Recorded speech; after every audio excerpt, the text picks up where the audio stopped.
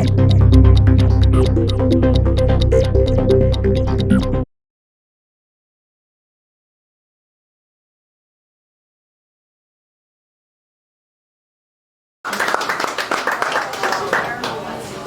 going to bring Joe up. Joe Kaufman, super active in the local community. I'm excited to hear what you have to say. Jeff, so I'm here not to talk about politics. Need a break, right? But I'm here to talk about a situation that's going on in Cooper City. So the Cooper City Commission, they just held a couple of meetings where they were discussing building out and upwards of the local mosque, Nur-ul-Islam. And what really concerned the community was traffic problems, maybe noise coming from possible loudspeakers from these 100-foot minarets that they wanted to build, literally 100 feet. The aesthetics of the minarets. And at these meetings, dozens of people, dozens of local residents spoke out against the mayor and the commission giving this group the ability to expand.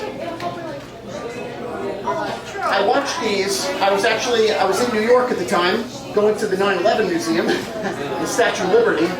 I wish I could have been there at that meeting to discuss what I know about this mosque, because it's well and good to talk about the expansion of traffic, which is a real issue, the aesthetics of these giant minarets, whether these minarets are going to be emitting noise or call to prayer or any of that stuff. Look, I'm concerned about one thing, and that's this mosque's connection to terrorism and bigotry. Yeah. Number one, the imam for that mosque, who was at one of those meetings speaking, he was at the second meeting, I believe. The imam for that mosque, his name is Nasib Khan. That imam, he's part of a group called Guyana Islamic Trust.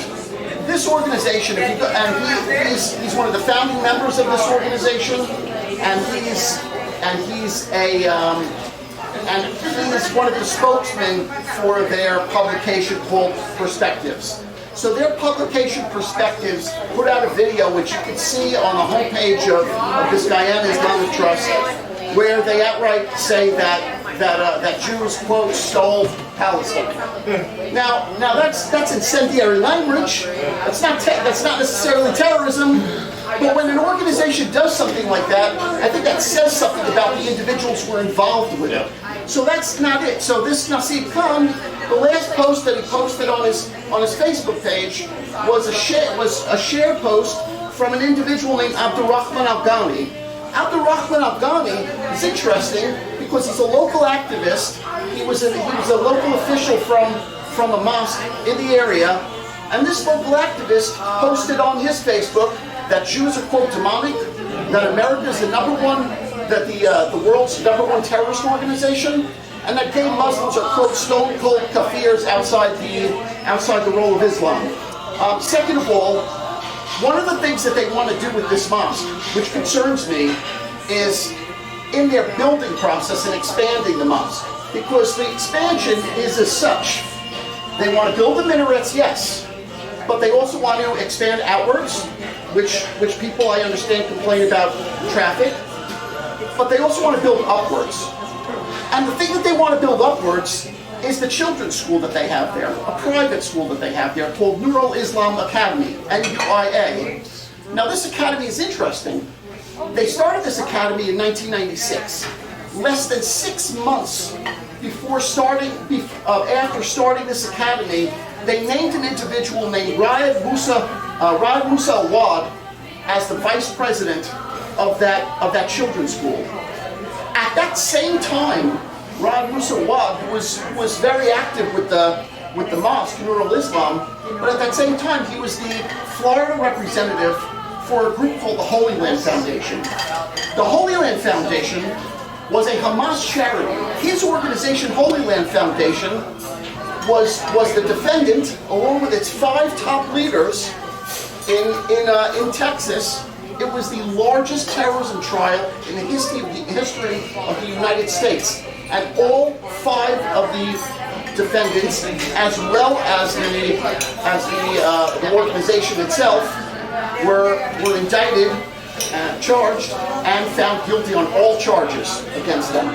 And each of these individuals are serving upwards of, I don't know how many years, 25, 50, maybe 75 years in prison. They were raising millions of dollars for a mosque overseas.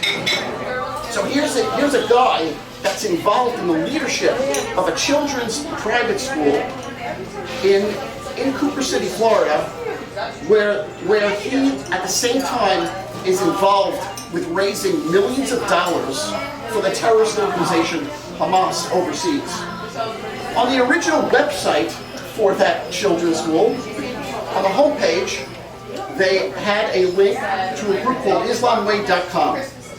This website was from an organization. This website was also the subject of a terrorist trial in the United States, where the U.S. government said that website they were calling for violent jihad, and also on that website, and that's almost a quote from the Justice Department, that they included on this website the call for violent jihad, and as well they included on this website the call for their readership, or whoever was for their members or readership to donate money to Hamas, to specifically donate money to Hamas. Now that was in the past, right? So what's happening today? So just this year, last month, these children, the Student Government Association of this children's school, they brought in a group to the state. They organized an event for the mosque from a group called Islamic Relief. Now, Islamic Relief, it may be that they have a chapter in the U.S. in the United States that's legal, but in numerous countries, this same organization has been banned.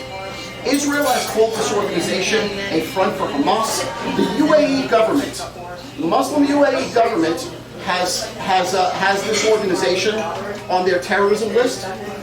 The bank is HSBC Bank, the bank that housed the funds in England for their global headquarters, which is in England. That bank dropped this organization because of, quote, terrorist financing.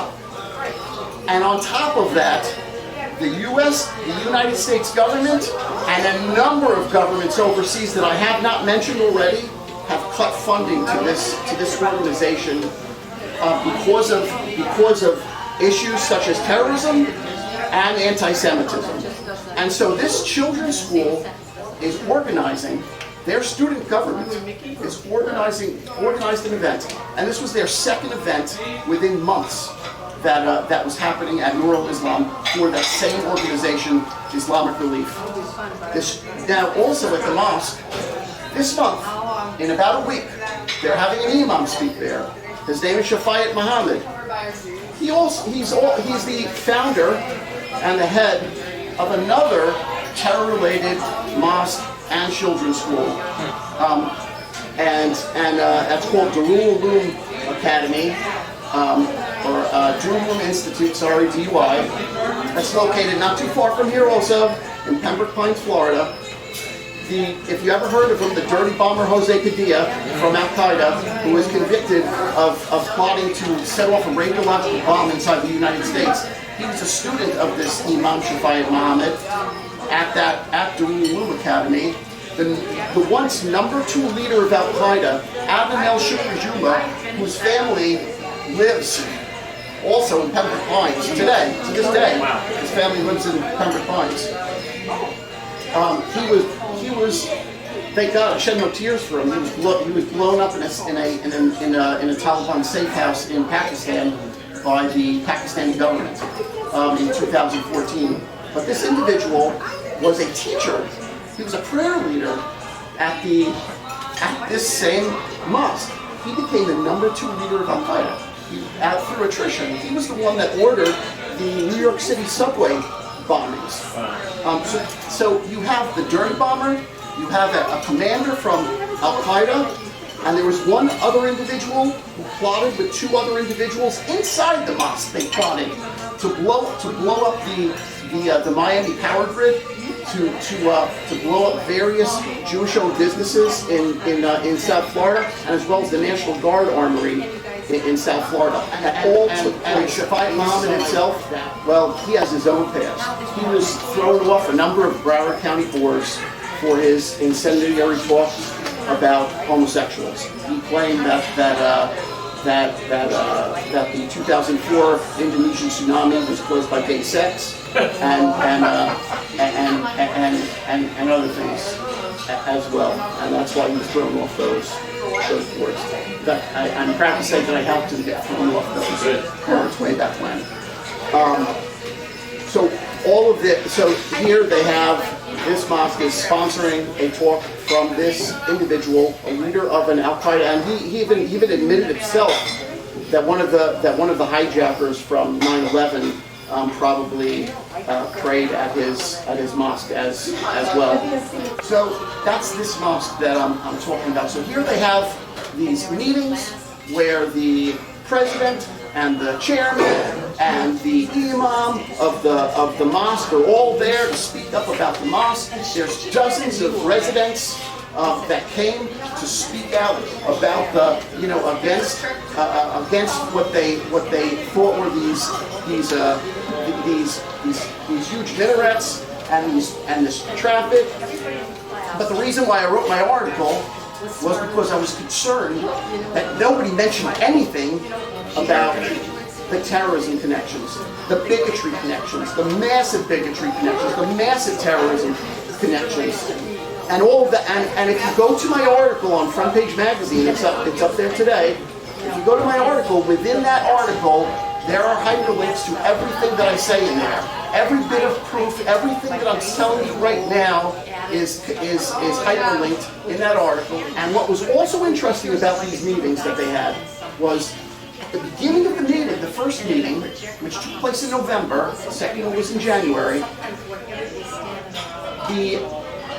I guess in the name of transparency, the 5 commissioners, that includes the mayor, Mayor Greg Ross, they all talked about whether they accepted any money from any of the parties involved with regards to that issue.